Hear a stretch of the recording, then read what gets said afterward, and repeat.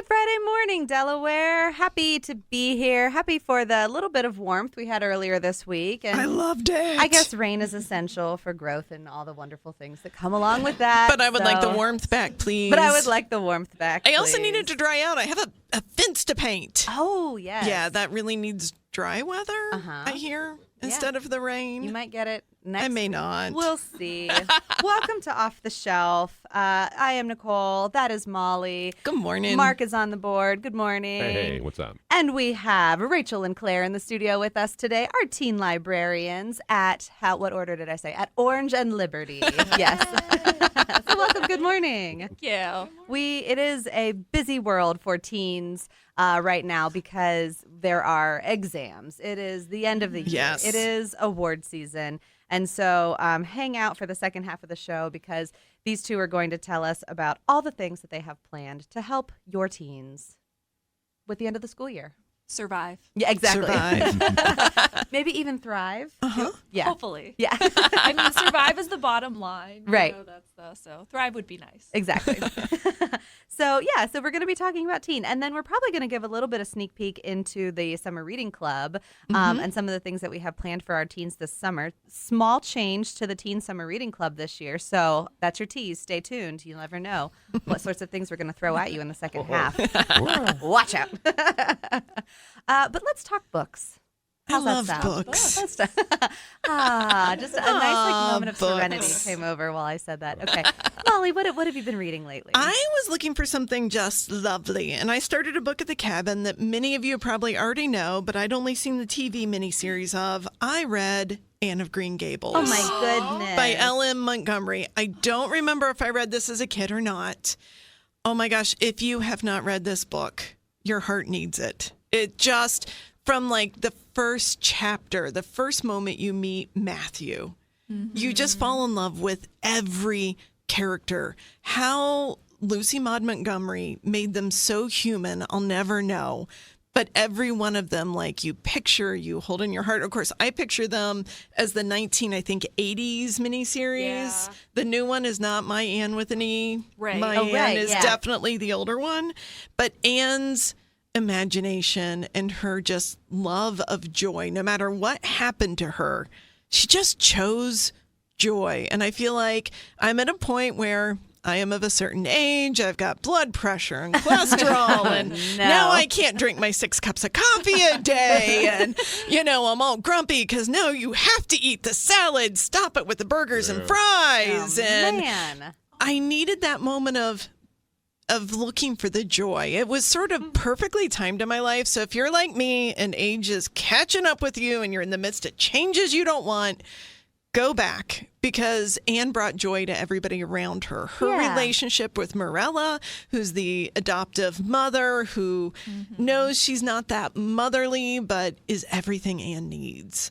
And awkward Matthew, and the way Anne just brings the best out of him, and that crazy little neighborhood or island that I want to go visit now. Everybody just go out, get the audiobook, get the book.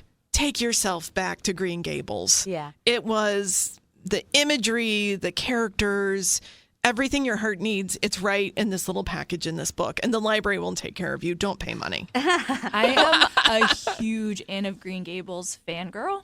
I love it. I've read the entire series, although I will say that when she gets to writing about Anne's kids, I lose interest. I only want to hear about Anne. I don't care about her kids. Because we Child fell in love Anne. with her. I can see that. Yes. So I'm always like, when people are talking about reading it, I say read the first 3. A lot of people don't realize there are actually more than 3 because the miniseries was just basically the first 3. I don't think I knew there was more than one. Oh yeah. There's like 7 or 8. Oh, okay. But the first 3 are must reads. Yes. The rest are you can, she becomes an adult, she has her own family. It's just it doesn't have quite the same feeling. But yeah, I love it. Love Anne of Green Gables. It's the daydreaming. Well, it's and the daydreaming. It's such a classic, too. It's been reimagined in a lot of different ways. I Right. mean, we've already mentioned 2 different ways that you can watch it. One way that you can read it, but there's the graphic novel resurgence Yes. of it. Yeah. There's a young There's reader version. There are a ton too of like new takes on it. So Yeah. there's a teen novel called Anne of Greenville that's a modern version of it. There's a graphic novel modernization of it as well. So yeah, it's all over the place in one form or another. It's like Anne is who we all need. Just to get through the Yes. day sometimes. You need a little Anne in your life. I love that. I can't believe I waited this long, but it was perfect timing. Yeah. So, That's a nice one. Anne of I Green Gables, tried. the classic, the original. the original. All right, Claire, you are next in line, so I'm going to pick on you next. What do you have that you've been reading lately? No, that's great because my book is actually the opposite of joy. Okay, here we go. I just read it's this new YA novel. It's Heart Still Beating by Brooke Archer. It's her YA debut. It's this post-apocalyptic novel about zombies. So basically, what happens is like Cool. That is the opposite. right? So the zombie apocalypse happens, and everyone's dying, and they're all like trying to survive. Like think of The Walking Dead. It's basically the same thing. But what happens is the scientists actually come up with not like a cure, but a treatment. So they get these shots, and they have to get them daily. And when they get the shot, it brings back their minds, basically. So imagine So you're still kind of zombie, but you have like a regular... your mind is back. Oh, Okay. Yeah. So that seems imagine scarier. So imagine like your sister turns into a zombie, kills your whole family, and then the CDC is like, she has to live with you again. No. And so that's basically what happens. So this, it's a sapphic romance. So like this girlfriend, she comes back after What did you... killed. what A romance? sapphic romance, like LGBT Oh, okay. romance. I have never heard that term before. Oh yeah. Okay. So she comes back after killing her girlfriend's like whole family, Uh-huh. and she has to live with them again. Okay. On like an island where people are skeptical of being around all these zombies Yes. again after they've killed everybody, and all the love and the drama, and it's very good. I love it. Okay, so I that love is it. Heart Still Beating. Yep, by Brooke Archer. Brooke Archer. Okay, and you said it's a debut novel. Yes, her YA debut. Nice. Good for Brooke. Good for Brooke. I want nothing to do with zombies, so I will take I your love them, recommendation. so it's probably going on my list. Yeah. Dystopians, like this is my favorite kind of thing to read. I love the gore. I don't also, know. as much as I talked about Anne, I You also love it have a too. dystopian with me. Yes. It's all the murder. Molly also has murder phases too. I won't lie. I saw Lucy Maud Montgomery on a episode of the Murdoch Mysteries. So there was murder surrounding Ellen Montgomery. Nice. All right, Rachel, steal that mic and tell us what you've been reading lately. Ooh, okay, so I'm going to give a shout out to one of the library services novelists because I love Michael Crichton, but I have read all of the Michael Crichton. And especially Jurassic Park, I just love Jurassic Park. The book, the movie, everything about it. And I was remember a Halloween costume that was to die for your family did. Yes, as Jurassic you Park. remember Yes, that. I do. Yes, when my older daughter was a baby for her first Halloween, we were Jurassic Park, and she was the dino. It was so darn cute. Yeah. So, anyways, I forgot about that. Thanks, I did Molly. not. Ever. So, anyways, I was like, I'm really in the mood for something Jurassic Park-like. So I went on to Novelist, which is a site that you can get to through the library's website, and you can get read-alikes for your favorite books and authors. And I found a book that I really enjoyed that is a Jurassic Park read-alike called Fragment by Warren Fahy, and it's older, but the premise is that there is this island in the Pacific that has basically gone undiscovered, and because of that, it has evolved in a completely different way than the rest of the world. So obviously scientists stumble on this island, it's very deadly, and on and on. So I don't want to tell you too much about it, but apparently there is a sequel, which I have not read yet, but is on my list to read. But it's just a fun read. It's just a fun sci-fi, action-packed read. So Maybe with dinosaurs. not with dinosaurs, Oh, okay. but with creatures unlike what we have seen. Oh, I love that. Yes. This is a great tease. Yes. So it's called Fragment by Warren. I think it's Fahy is how okay. it's spelled. Fahy? Nice. Could be wrong. Sounds great. Thanks. That's a whole lot of fun. I have also been well, let me give you my journey into this book. I love when we get these stories. This book is called Every Heart a Doorway, and it's I thought you might. It's one of my favorite series ever. It's by Seanan McGuire, and it is part of the Wayward Children series. And I knew nothing about it, but I read the blurb, and the blurb was basically, children have always disappeared under the right conditions. They're slipping through shadows under a bed, or at the back of a wardrobe, or tumbling down a rabbit hole, and emerging somewhere else. But what happens to those children when the magical lands don't need them anymore and they send them back to the real world? And those children, you have to imagine that when Alice came back, she maybe needed some reacclimation to the world. And when Wendy came back, she needed some reacclimation to the world. And so who is there to help these children? Well, Eleanor West is. And she has a school for children who are wayward, who have gone to another world, and then now they're back. And so I thought this sounded, magical and whimsical, and we had it on Hoopla, and it was only a 4-hour audiobook, and I thought that it would probably maybe be another good one for me and my 9-year-old to listen to together. No, Rachel, shaking her head, no. It's very young adult. it's just short. It's just a short, consumable young adult story, and it's mature. It's definitely I would recommend it for an older high school student. There's all the things that you would expect in an older high school student's book, language and love and all the things, and then darkness. Because what happens when we meet Nancy, and Nancy is our protagonist who we're following, and she went to the land of the dead, and she was being trained by the king of the lord of the underworld, and so she has much respect for the dead. But he said to her, "You must go home to decide that you really want to stay here forever." And so she went home, but of course now she can't find her door. She can't find her pathway to get back. And that's what's happened to most of these children who are at Miss West's boarding school. And they want to return to where they were. And so they're all kind of longing for their door, but living in this world changed very much from how they were previously. And they want to go back. And so they're going through their classes and their psychotherapy. But of course, while she's at the school, some murders start happening. So I would love this. I would love this. Yeah, it's very, very interesting. It has that little bit of whimsy. It has like just this neat concept that you don't quite think about. What happened to Alice? What happened to Wendy? What happened to all of these the children of Narnia? And things like that. And so it's a nice exploration of that, and it's a series, and so it is. Yeah, I'm very much looking forward to, and I just love that it's so consumable. 4 hours is like so nice.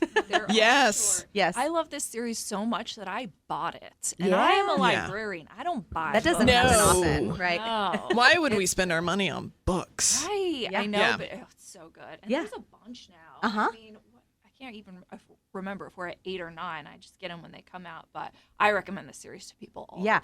Well, and I think there are little one-offs too, because even just looking at Goodreads, it says that there are 16 works in the Wayward Children series, but there are 10 primary works. Yeah. But that happens a lot with these sorts of series. This is like 1.5 to the little side stories. They'll release little side stories, novellas. Sometimes they're just on Kindle or things like that. That makes me mad. I don't like just to keep you right. Yeah. So we're gonna take a break, and on the other half, we'll come back and talk about things happening with teens this month and this summer.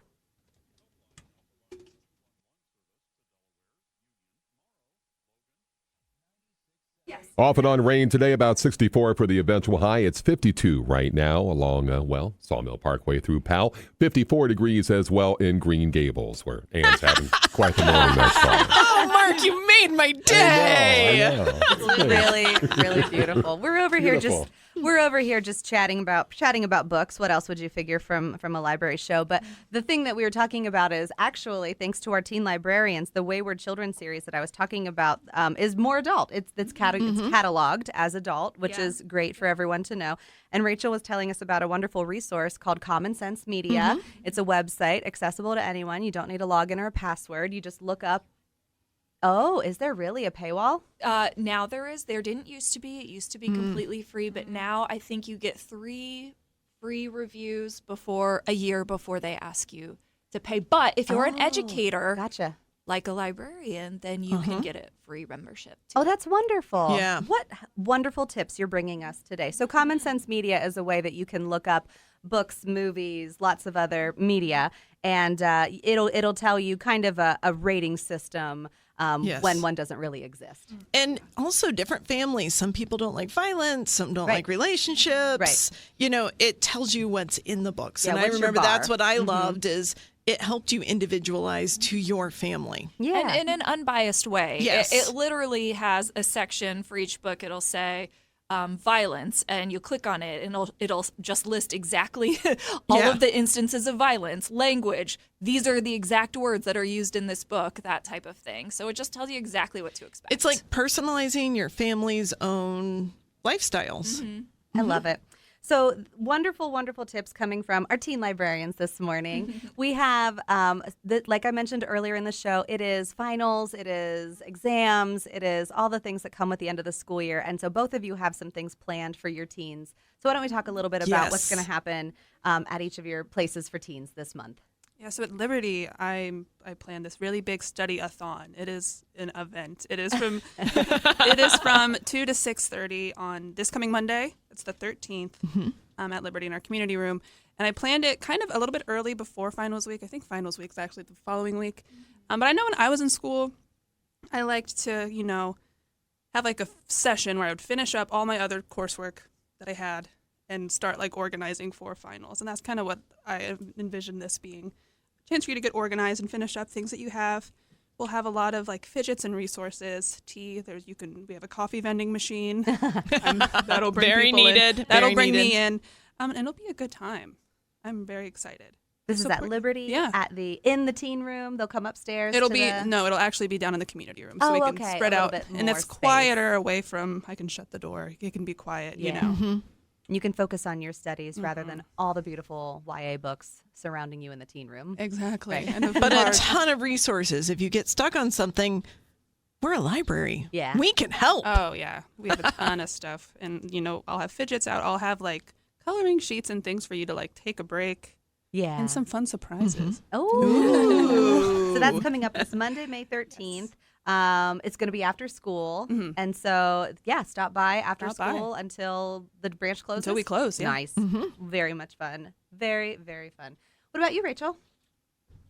So I have a similar but different program happening at Orange, and it's the same actually as I had last year. We just call it the Student Study Corner, and it is more passive because it goes on for the entire length of the exams while the library is open, and it just makes it's in our teen area, and it just makes it a little bit more conducive to studying. So I have some resources out there to help kids get organized.